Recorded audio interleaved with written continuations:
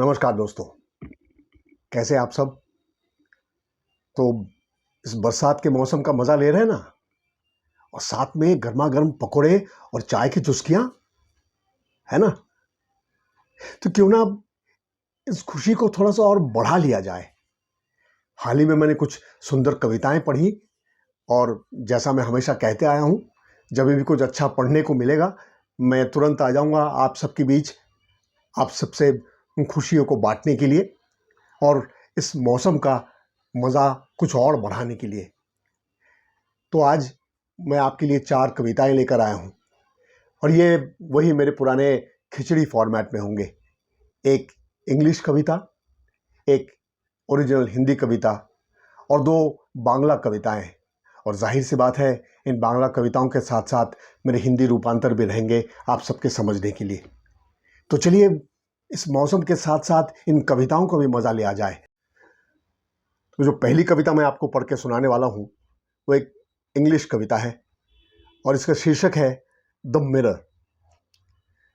So this poem, The Mirror, has been written by Edmund Burke.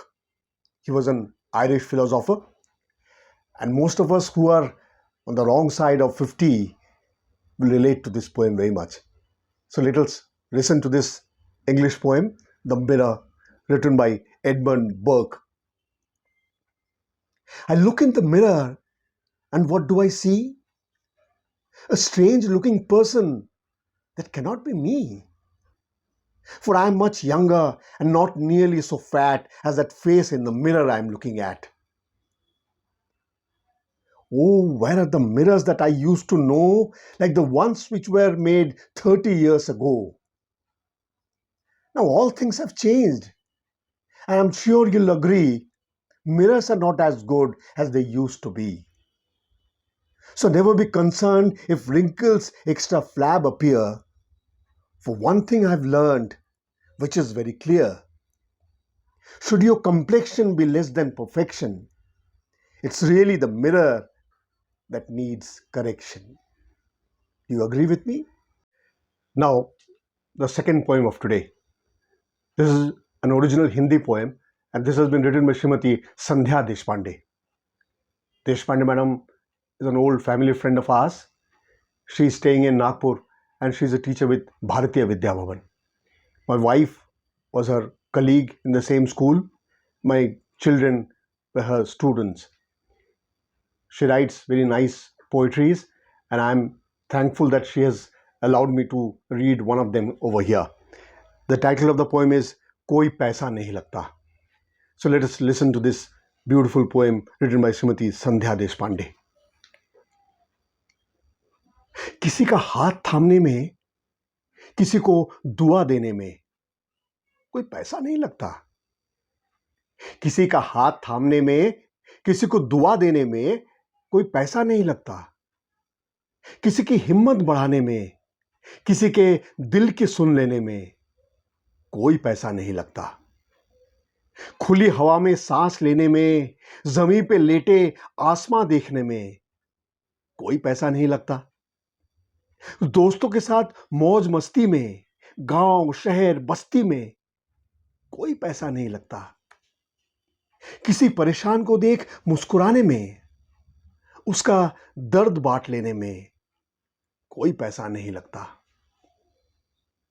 बच्चों को संस्कृति सिखाने में, अपने रीति रिवाज मानने में कोई पैसा नहीं लगता. प्यार भरा हाथ गाल पर फिराने में, ढाढ़स सा हाथ कंधे पर रखने में कोई पैसा नहीं लगता. फिर से बच्चा बनकर बारिश में भीग जाने में, नंगे पांव दौड़ने में कोई पैसा नहीं लगता. फिर से बच्चा बनकर बारिश में भीग जाने में, नंगे पांव दौड़ने में कोई पैसा नहीं लगता. किसी को इज्जत सम्मान देने में, किसी की भावना समझने में कोई पैसा नहीं लगता. सही रास्ता बताने में, किसी के काम आ जाने में, 2 बोल बोलने में कोई पैसा नहीं लगता.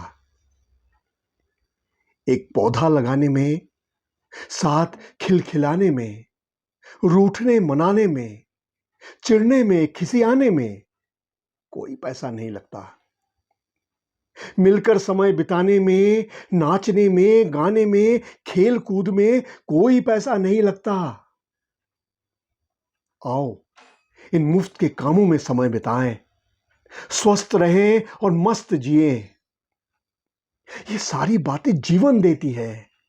खुशी बांटने में, हंसने में, गुदगुदाने में कोई पैसा नहीं लगता। आओ इन मुफ्त के कामों में समय बिताएं, स्वस्थ रहें और मस्त जिए। ये सारी बातें जीवन देती है। खुशी बांटने में, हंसने में, गुदगुदाने में कोई पैसा नहीं लगता। Isn't that beautiful? चलिए अब अगली कविता पढ़ते हैं। ये एक ओरिजिनल बांग्ला कविता है और ये मुझे मेरे दोस्तों से मिली, सोशल नेटवर्क से मिली। इस कविता के रचयिता हैं श्रीमती सुदेशना भट्टाचार्य जी चौधरी और इसका शीर्षक है शब्दों। तो चलिए पहले ओरिजिनल बांग्ला कविता पढ़ते हैं और उसके बाद मैं इसका हिंदी रूपांतर भी आपको पढ़ के सुनाऊंगा। कविता शब्दों, रचयिता সুদেশনা ভট্টাচার্য চৌধুরী। এই কবিতাটি পাঠ করে শোনাচ্ছি। শব্দের খেলা আমি খেলে যাই রোজ, শব্দেরই মাঝে করি স্বপ্নের খোঁজ। জীবন দেয়নি যা যাব শূন্যতা যত, শব্দেই ঢাকি রোজ সময়ের ক্ষত। হাত বাড়ালেই সব পাবো না তা জানি, হাওয়ায় তাসের ঘর ভাঙে তাও মানি। বালিতে বানানো বাঁধ ঢেউয়ে রোজ ভাসে, কি পেলাম সে কথায় চোখে জল আসে। মনের কলমে তবু লিখে যায় কবি, কল্পনা তুলি দিয়ে আঁকে জল ছবি। শব্দের ভিড়ে কবি কি খুঁজে কে জানে, कविता की बोले देवे जीवनेर माने। अब इस कविता का हिंदी रूपांतर पढ़ते हैं। मैंने कोशिश की है, शायद आपको ठीक लगे। शब्दों का खेल मैं रोज खेलता हूं, शब्दों में ही सपनों की खोज करता हूं। शब्दों का खेल मैं रोज खेलता हूं, शब्दों में ही सपनों की खोज करता हूं। जिंदगी ने दिए नहीं जो जो शून्यता जितने, रोज समय के दिए उन जख्मों को शब्दों से ही भरता हूं। हाथ बढ़ाने से ही सब कुछ मिल नहीं जाता, जानता हूं। हवा से ताश के घर टूट जाते हैं, ये भी मानता हूं। रेत में बने बांध रोज लहरों में बह जाते हैं, क्या हासिल हुआ ये सोचकर आंखें भर आते हैं। मन के कलमों से फिर भी लिखता रहता है कवि, कल्पना के रंगों से बनाता है जल छवि। मन के कलमों से फिर भी लिखता रहता है कवि, कल्पना के रंगों से बनाता है जल छवि।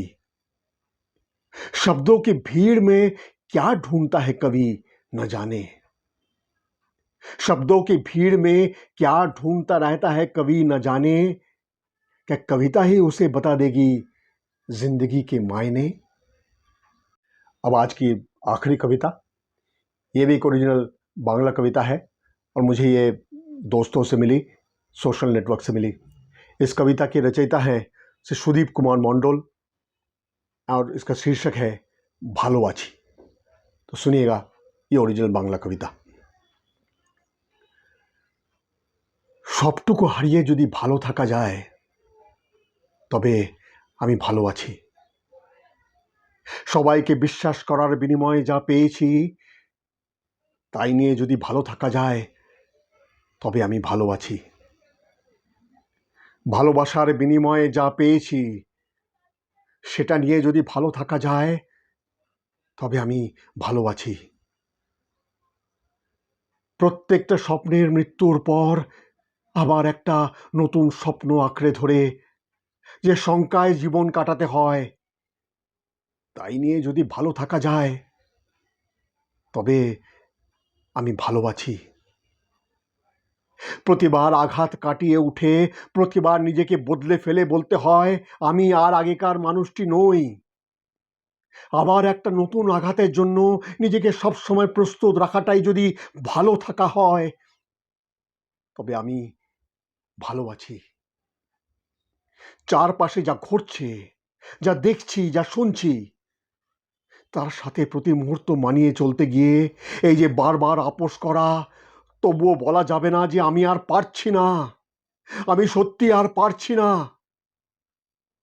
সেটা নিয়ে যদি ভালো থাকা যায় তবে আমি ভালো আছি। আমার কথা তোমায় বোঝাতে গিয়ে এই যে বারবার ব্যর্থ হই, তবুও এখনো স্বপ্ন দেখি একদিন তুমি আমায় ঠিক বুঝতে পারবে। সেই স্বপ্ন নিয়ে যদি ভালো থাকা যায় তবে আমি ভালো আছি। প্রতিদিনের ভালো থাকার অভিনয় নিয়ে যদি ভালো থাকা যায় তবে আমি ভালো আছি, সত্যি खूब भालो आछी। तो चलिए अब इसका हिंदी रूपांतर पढ़ते हैं। सब कुछ खोकर अगर अच्छा रहा जा सकता है तो मैं अच्छा हूं। सब कुछ खोकर अगर अच्छा रहा जा सकता है तो मैं अच्छा हूं। सबको विश्वास करने के बदले जो पाया उसे लेकर अगर अच्छा रहा जा सकता है तो मैं अच्छा हूं। प्रेम करने के बदले जो मिला उसे रहकर अगर अच्छा रहा जा सकता है तो मैं अच्छा हूं।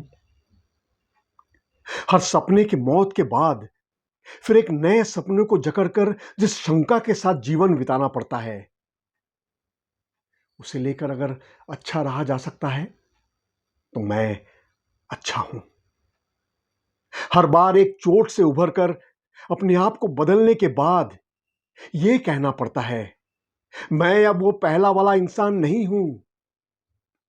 फिर एक बार एक नए चोट के लिए अपने आप को हमेशा तैयार रखना ही अगर अच्छा रहना है तो मैं अच्छा हूं।